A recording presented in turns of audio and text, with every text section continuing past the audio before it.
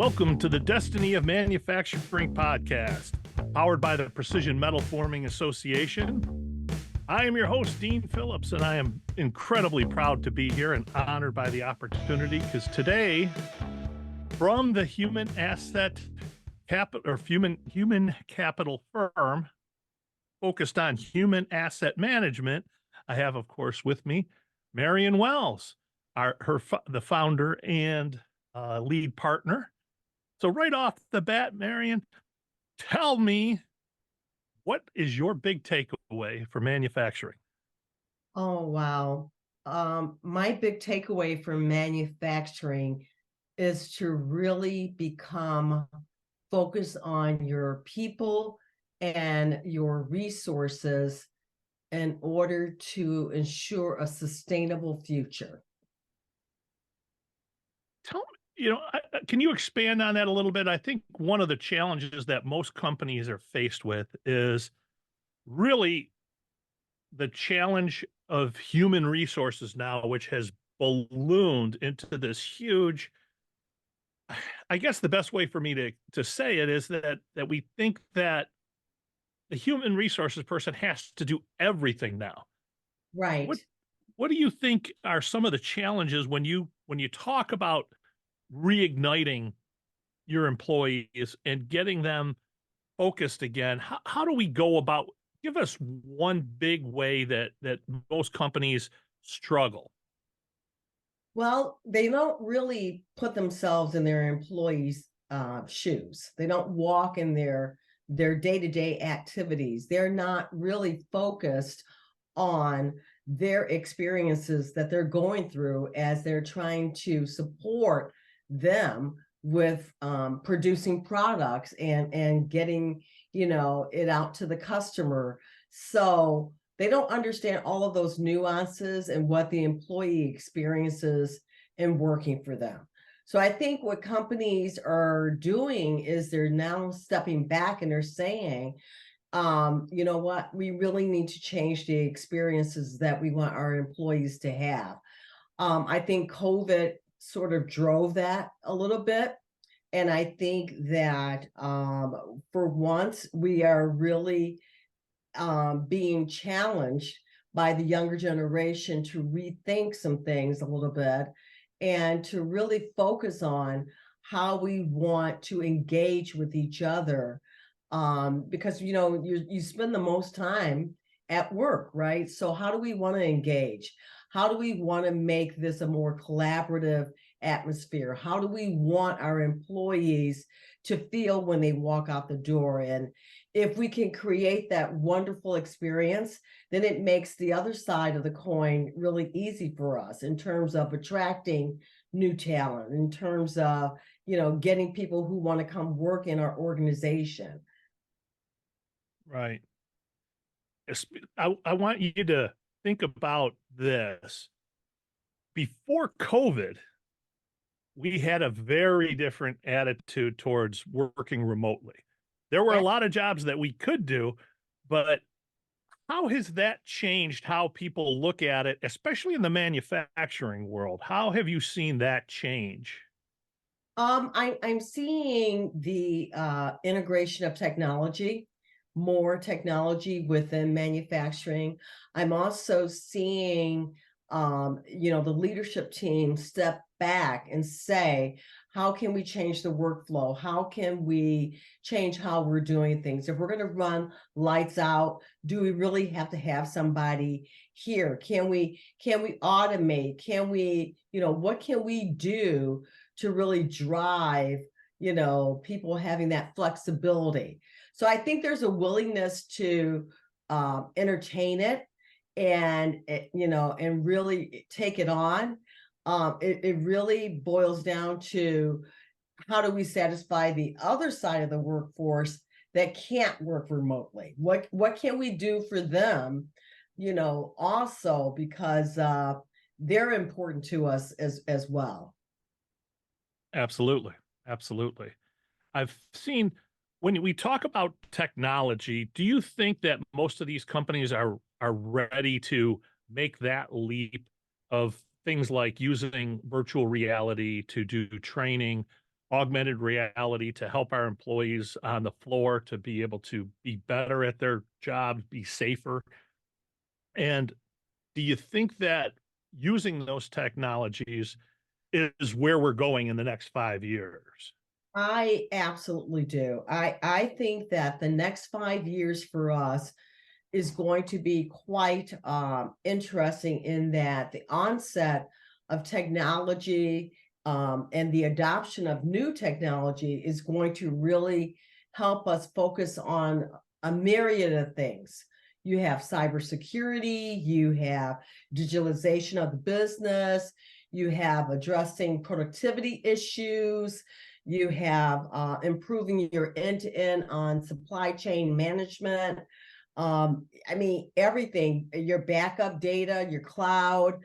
So there's just so much, that technology can help us do, especially with the mundane, rudimentary things that we do on a daily basis and just automating that. I think that that is going to be the really next big frontier for us to really come to grips with. You have those early adopters, those companies that went out on the technology limb, so they know themselves. They've adapted, right? And then you have those laggards, which are the people right now who are going to really be forced to make a change because their customers have, and Yeah, the supply chain has. So now it's like you don't have a choice, right? right. Yeah. It seems to me that it's coming whether you like it or not. Uh, Correct. especially in the world of IIoT or the Internet of Things. Yeah.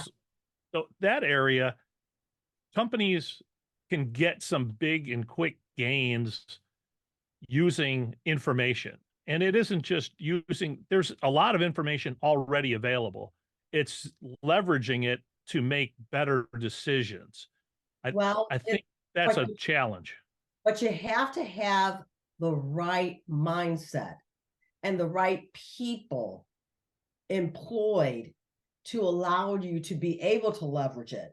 And that's Mhm. where companies are going to have to really make the choices, right? Like, get with their HR person, get with the who are we hiring? What do we have working, on the presses? Who do we have?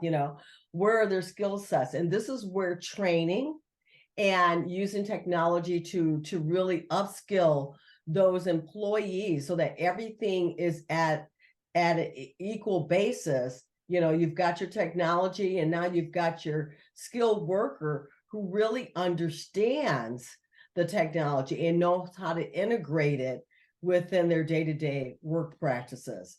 So it means a lot. I mean, for companies who started earlier, Dean, they're there. They've already analyzed their workflow. They Right. know they know what kind of talent they need. They have redone their job descriptions. Yeah. They hiring the right talent to fit the technology that they have adapted to for their operations, so they are ahead of the curve, right?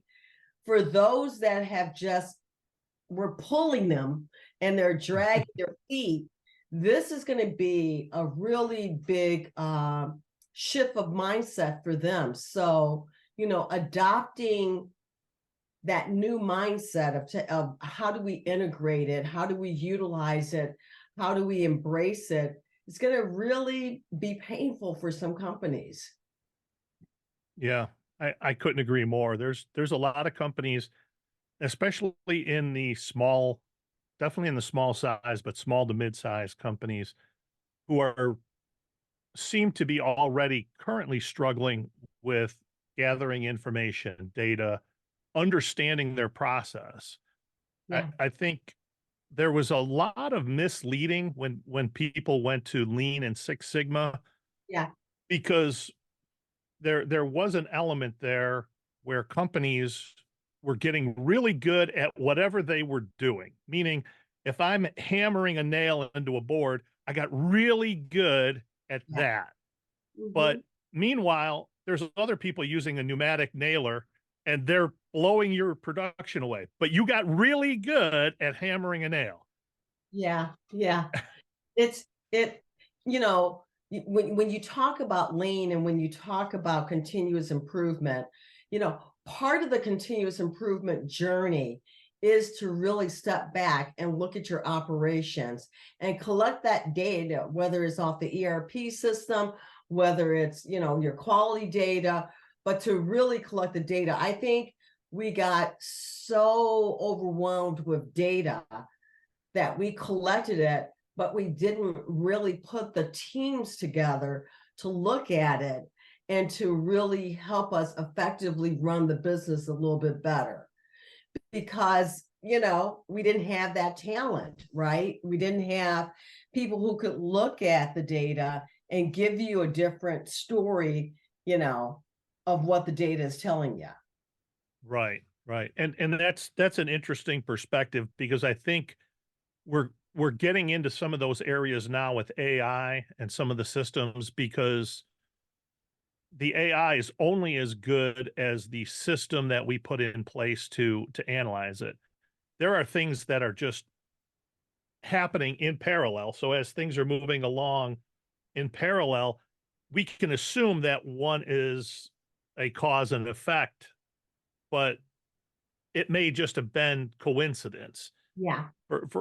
For instance, maybe the material that we had was a harder material and they were machining it or they were forming it into different shapes, or we were forming it into, or we were blanking material and the tonnage would go up. So consequently, they're like, well, maybe we have wear in our Yeah. machine. And if it's happening and it correlates at the same time as something else that's happening, we can get misled because the human element starts being taken away from it.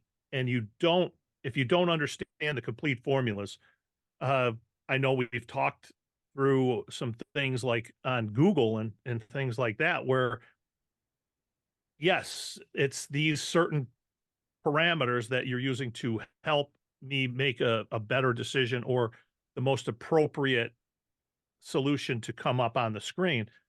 But are we really taking into account the holistic element or just narrowly focusing on certain things? Do you Yeah. think that's a That challenge that we have? I think that's a challenge because that's a soft skill. If you think about it, problem solving is a soft skill. It's not a hard skill.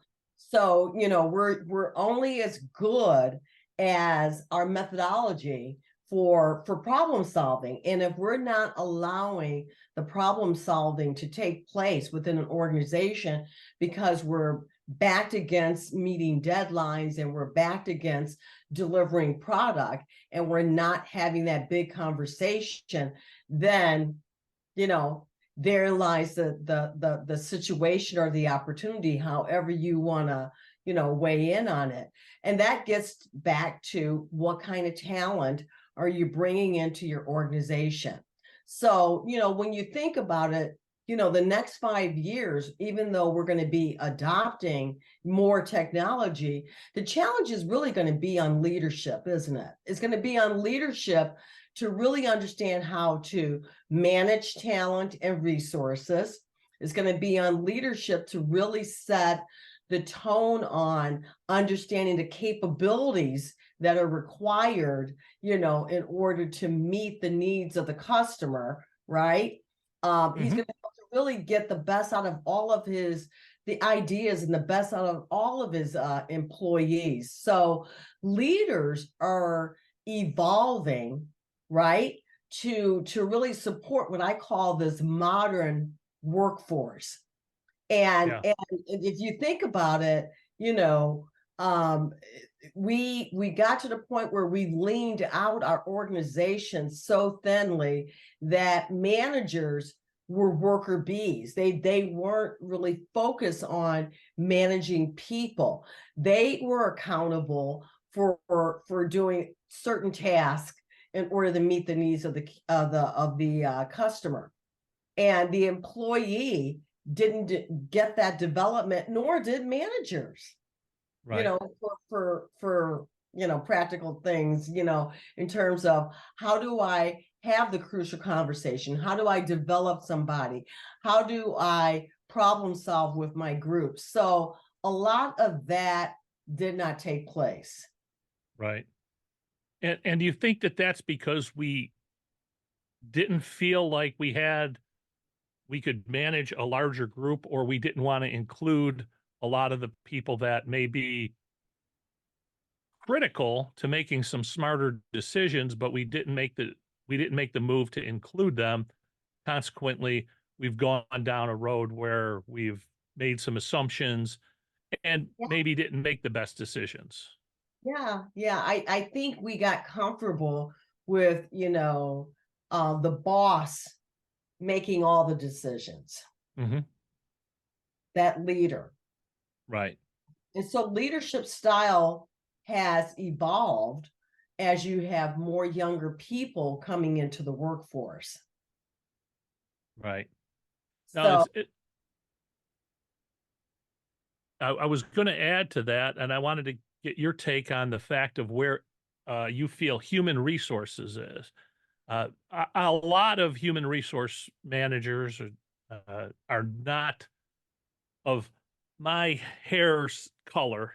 They're a lot younger than I am in the HR industry, and yeah, consequently, do you feel that they're not quite brought in as they should be into the decision-making tree? Do you feel like that's a challenge that we're struggling with currently? I think that there's been a shift in the human resource arena, a shift from the traditional just administrative type of HR to really talent development and recruiting and sitting at the table with the leadership team, and I think that the curriculum, from an academic standpoint, has made some shifts to try to keep up with the changing and modernization of the workforce. But one of the things that hasn't happened is that the seasonality for that HR team isn't quite there, because they're dealing with nuances that, the older generation didn't really have to deal with. They're Right. dealing with, work-life balance issues, the mental issues, the safe space issues, the onset of the cell phone issue. I mean, so they're dealing with issues that I don't think the classroom can teach you how to manage. Right. And I think that's a good point. And that's a problem that we really, I think, struggle with. And it goes, I can't recall, I know a lot of people have talked about it, but when we look at what we're trying to attract, are we trying to attract somebody with the right skills or the right attitude that fits what we're trying to accomplish?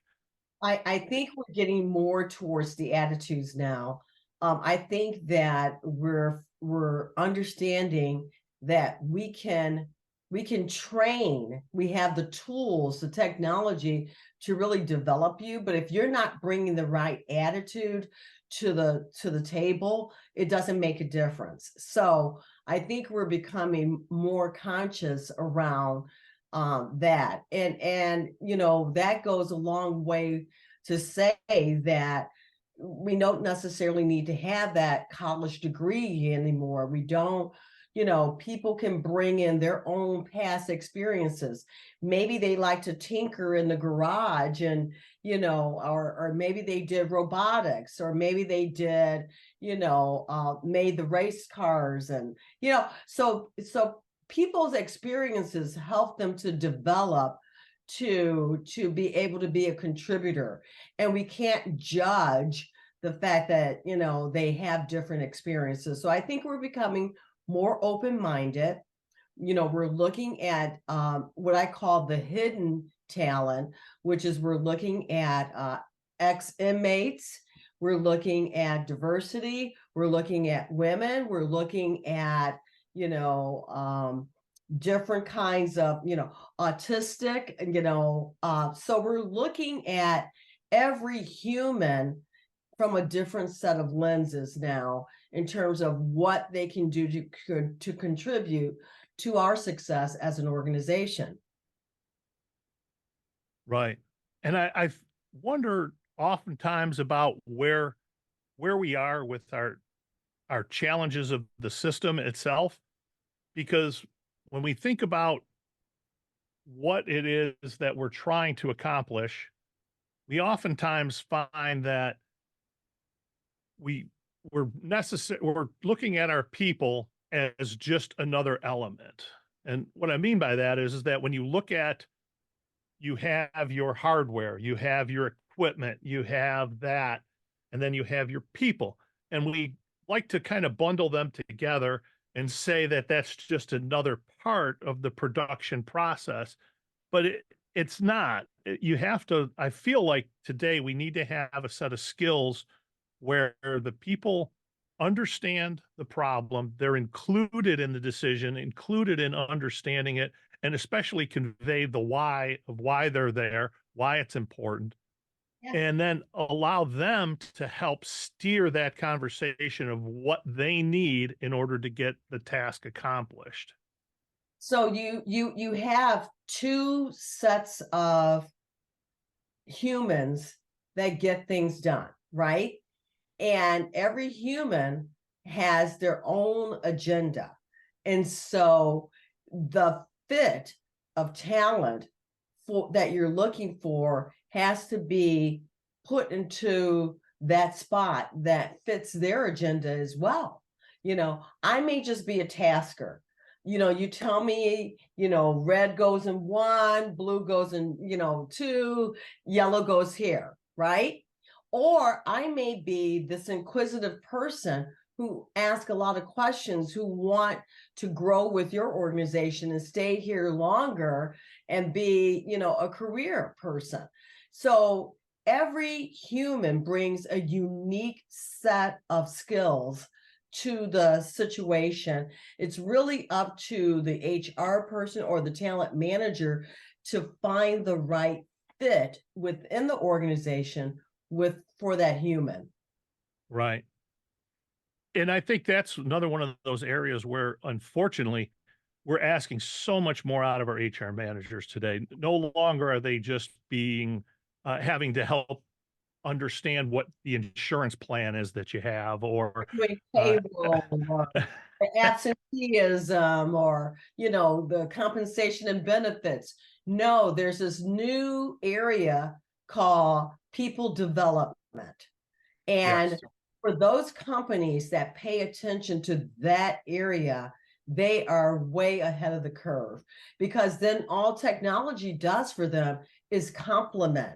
It augments certain tasks, but at the same time, it complements other tasks. And those are the people that are winning the game of,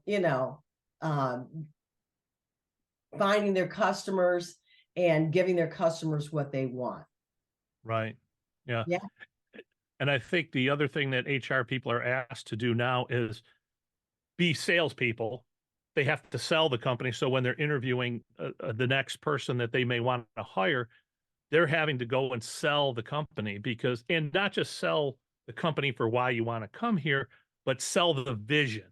And that's where I think that you have to have your HR people included in a lot of the higher level things, because they need to understand what the vision is, because they have to be able to convey that to determine if this person fits that or not. Absolutely. But at the same time, your assets have to support the vision that HR is selling. So if you've got an old website, forget it. If you don't have enough light in the plant, forget it. If you don't have great bathrooms, believe it or not, forget Yes. it. A great cafeteria. So whatever the HR person is selling, we got to make sure that we support that when the new employee comes in. Otherwise, this wonderful term called bait and switch, becomes a reality. And young people are very quick to pick up on that bait and switch, and they will leave. Yep. They won't even wait till lunch. They don't have to. They don't have to. There's always somebody else that's willing to hire them, and there's no ramifications for it. So yeah, what do they care? No, And no. uh, And and they we're spending a lot of money on talent right now. oh God, Talent is commanding higher wages, a lot of time. We want to have the right person with the right attitude, and we want to have an environment that people want to come to and support us in the mission that we have for our organizations. If we can right. accomplish that, the next 5 years should be easy peasy. Yeah. I'm going to keep my fingers crossed because I think that's something we really, all companies need to do that, and they need to understand it, because the best of the best companies have about a 3-to-1 asset turnover, that they hire 3 to get 1 to stay. Yeah, But I've got a lot of companies that are more like 10-to-1. yeah. And that's a So, struggle. When you're change, asking your HR person to go get 10 people yeah, in order to get 1 to stay, they're doing a lot of work that is wasted. absolutely. So change your mindset, right? Think about adopting technology, embracing it, get it in there, right? Focus on your people and what resources they need to be happy to do a great job for you. And then, look at how you can understand your people better in order to ensure sustainability that you're going to need to really support your customers. Absolutely. Absolutely. So I always ask everybody this, what got you involved in manufacturing, and specifically got you involved with the Precision Metal Forming Association? I started out, I'm a material science engineer. I started working on the plant floor right fresh out of college many moons ago. And I think, I didn't understand why I picked production and the plant floor as my first experience, but now I get it. It took a little bit of time, but I get it. I think for me, it was all of the challenges of what do you do with people who are different from you on the plant floor. And so over time, it's been my passion to see the plant floor change its composition. More women, more minorities, more, people who are different from you, and really, showing them that this is a great career and you can have a wonderful lifestyle. Absolutely. Absolutely. Well, Mary, hey, we're just about out of time here. How can people reach you, and how can we find you? Oh, wow. Well, you can Google human asset management, and you can LinkedIn me at Marion Wells at LinkedIn, just Marion Gilbert Wells. You'll find me on LinkedIn. I'm an avid speaker. I'm out and about. I really enjoy giving back. So shoot me a note. I'll be more than happy to chat it up with you. Fantastic. Well, we want to thank very much Marion for being here today, and please, everybody, go out and not only make it a great day, go out and make the future. Thank you, Dean, for having me. Thank you.